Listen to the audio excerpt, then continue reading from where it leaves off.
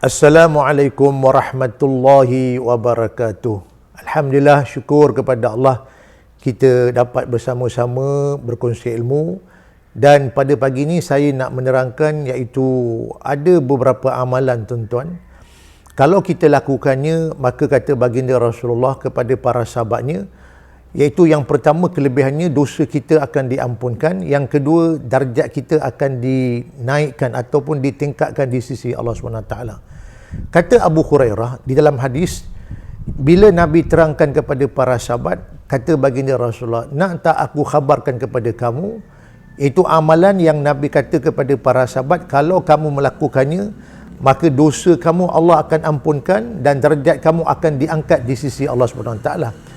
Lalu kata para sahabat, qalu bala ya Rasulullah, bahkan ya Rasulullah, khabarkanlah kepada kami. Maka Nabi kata kepada para sahabat, iaitu yang pertama sekali kata baginda Rasulullah, isbaghul wudu' alal makarih. Itu jikalau berudu pada waktu kesukaran. Maknanya pada waktu sukar kita berudu, kita mengambil air semayang, ya. Contohnya waktu kesejukan atau waktu yang tengah-tengah terdesak, kemudaratan berlaku, kita berudu, ya. Maka ini Nabi kata amalan yang pertama, kalau kita melakukannya, dosa kita akan diampunkan dan juga yang kedua darjat kita akan diangkat di sisi Allah SWT. Masya Allah. Baik, yang kedua tuan-tuan, kata baginda Rasulullah kepada para sahabat, iaitu kasratul khuta ilal masajid, iaitu banyak melangkahkan kaki berjalan menuju ke masjid untuk solat berjemaah.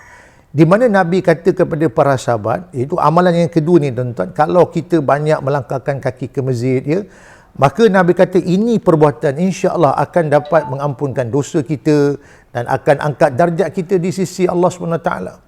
Dan yang ketiga kata baginda Nabi kepada para sahabat, iaitu kata baginda Rasulullah, wantizarus solah ba'da solah, iaitu menunggu semayang selepas solat. Jadi maknanya Nabi kata kepada para sahabat, yang ketiga ni amalan yang boleh menghapuskan dosa kita, mengangkat darjat kita di sisi Allah SWT. Kita tunggu solat selepas solat. Umpamanya kita dah solat waktu zuhur, kemudian kita menunggu untuk datangnya waktu asar. Kita dah solat waktu asar, kita menunggu untuk datangnya waktu maghrib. Dah solat maghrib, kita tunggu datangnya waktu isyak. Jadi inilah tuan-tuan kata baginda Nabi kepada para sahabat, amalan yang ketiga kalau kita lakukan insya-Allah, maka dosa kita akan diampunkan Allah dan darjat kita akan dinaikkan di sisi Allah SWT. Masya-Allah. Dan ini Nabi kata kepada para sahabat, fadzalikum ar-ribat, inilah yang Nabi dia sebagai pendinding, ya, pendinding untuk diri kita menjaga tiga amalan insya-Allah tuan-tuan, sebagai pendinding, sebagai pengawal daripada kita melakukan perbuatan dosa, ya, ataupun kita melakukan perkara-perkara yang sia-sia ataupun yang lawa. InsyaAllah Allah akan dinding kita, Allah akan jaga kita sebagai ribat. Kata baginda Nabi, bila kita lakukan tiga amalan ini, itu yang pertama mengambil wudu ataupun kita sentiasa berudu walau dalam keadaan apa sekalipun. Yang kedua kita yang kedua kita banyak akan melangkah kaki ke masjid, ya. Yang ketiga kita menunggu solat lepas semayang. Ini ketiga-tiga amalan kata baginda Nabi kepada para sahabatnya, kalaulah dapat dilakukan maka insya-Allah dosa kita Allah akan hapuskan. Yang kedua darjat kita akan diangkat di sisi Allah SWT.